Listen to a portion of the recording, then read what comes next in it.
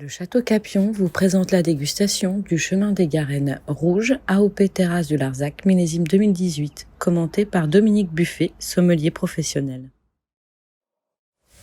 Maintenant, on va passer sur des rouges. Elena, Justine, vous êtes d'accord? Oui. Eh bien, c'est parfait. Donc, Château Capion, les chemins des Garennes. Encore une fois, comme pour le blanc, les Garennes sont un terroir particulier. Or que pour le rouge, on va remonter un petit peu sur les collines.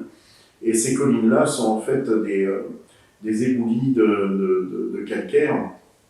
Ces éboulis de calcaire, il faut savoir que le Languedoc est quand même un endroit qui a été assez bouleversé par la tectonique, et notamment il y a un petit peu de temps, il y a 50, 60 millions d'années en arrière, eh bien, la surrection des Pyrénées a fait que tous ces endroits-là ont été assez chamboulés et ont produit des terroirs qui étaient assez particuliers.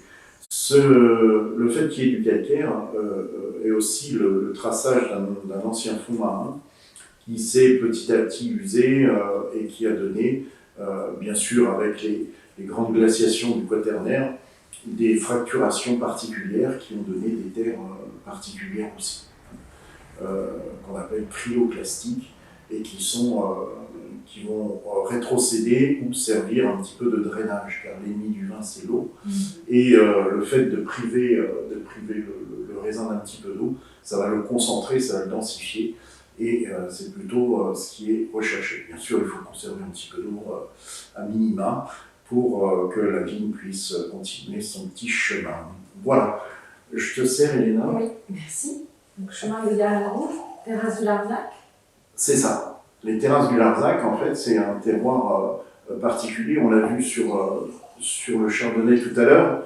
C'est en fait la particularité. Alors, l'intérêt d'avoir des rouges qui sont à base de Syrah, Grenache, Mourvèdre, qui sont des assemblages très très typés du Sud. Tiens, je m'aperçois que j'ai oublié de me servir. Donc, je vais le prendre. Je vais pouvoir me resservir.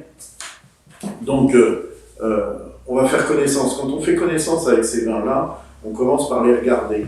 Et en les regardant, on va pouvoir retrouver un petit peu toutes ces choses-là. La Syrah a une couleur très très particulière, c'est une couleur un petit peu violine, alors que le Grenache est un cépage particulier qui a la particularité d'avoir des couleurs qui s'oxydent très rapidement. Les Cinsault et le Mourvèdre sont des cépages qui vont apporter la puissance pas le Cinsault non, mais le Mourvèdre qui vont apporter la couleur. C'est nécessaire d'avoir une grande maturité dans ces cépages-là, Justine, parce que sinon, on aura globalement assez peu de couleur. Le vin, c'est comme le thé, plus ça infuse avec sa peau, plus ça va être coloré. Mais pour que ce soit vraiment coloré, il faut qu'il y ait une certaine maturité, donc une disponibilité. Le nez, c'est un nez très très gourmand. Tu me diras ce que tu en penses, Justine, mais c'est un nez qui est très très gourmand. Je suis tout à fait d'accord. Aromatique. Ouais, là aussi, on a des arômes de fruités très très mûrs, des arômes de fruits noirs, de cerises griottes un petit peu acidulées comme ça.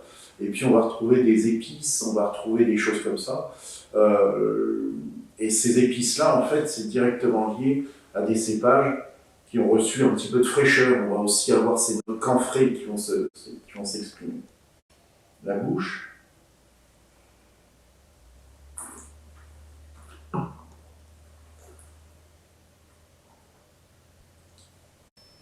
Alors le fait de grumer, c'est-à-dire d'aspirer de l'air, c'est pas très élégant, je m'en excuse, mais ça donne vraiment une dimension aromatique qui est pas négligeable et qui est pas à négliger. Là, Justine, tu vois, c'est très intéressant. La bouche est très fraîche, en fait. On a une puissance qui est quand même assez intéressante, mais ça reste toujours très élégant, très fin. C'est un vin qui est tout en finesse, exactement. Avec juste ce qu'il faut d'élevage, mais pas plus, c'est pas marqué par le bois, c'est juste surligné à peine. On a beaucoup de fruité, on a ce vin-là, j'adore ce baiser-là. J'adore ces baisers-là qui sont faits d'élégance, qui sont faits et qui vont permettre en fait de pouvoir boire ces vins-là dans multiples occasions. Tout à fait. notamment sur des viandes rouges, mais qui sont à peine cuites en fait. C'est vraiment, il faut qu'il y ait vraiment ces viandes rouges qui soient presque crues, quoi, pour être...